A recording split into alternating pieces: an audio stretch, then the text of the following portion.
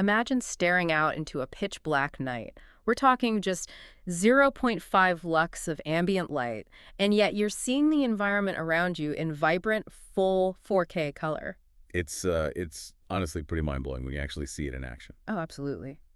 Welcome to our deep dive for today, where our mission is to decode the Bolin Technology EXU420F EX Ultra A 4K 60 outdoor PTZ camera.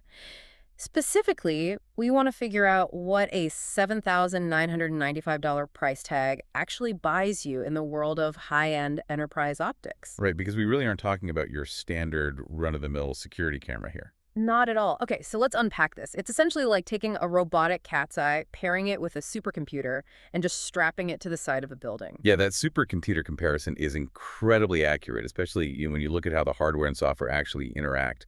What's fascinating here is that the camera doesn't just passively record. Right, it's actively fighting environmental interference. Exactly. It actively fights the elements.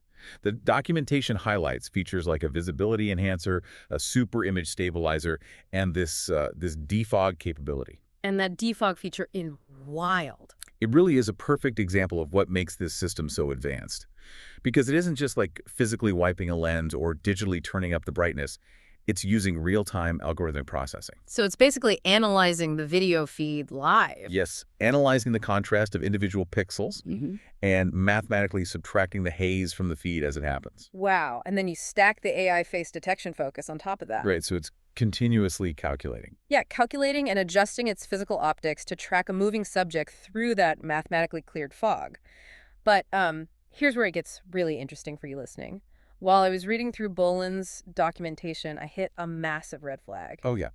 The spec sheet mismatch. Yes.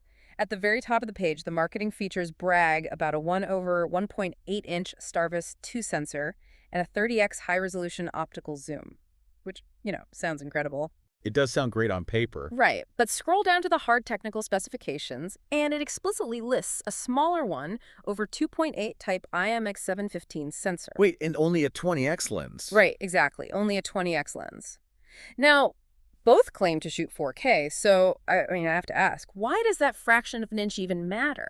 Well, this raises an important question because it completely changes the physics of how the camera operates.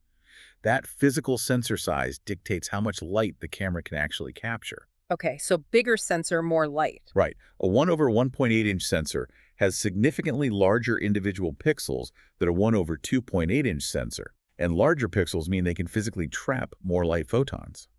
Oh, so when you're relying on that 0.5 lux low light capability we mentioned earlier? The larger sensor is exactly what makes the math work.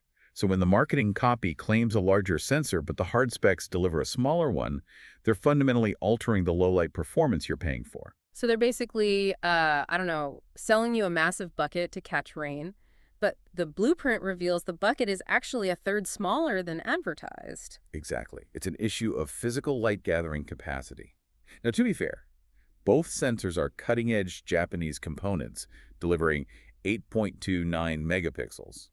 But this discrepancy is the ultimate lesson for anyone making enterprise-level tech purchases. You cannot trust the bullet points at the top of a landing page. You really can't. The hard, line-by-line technical specification sheet is the only document that defines the physical reality of the hardware you're getting. Which is why scrutinizing these details is just so crucial. So what does this all mean?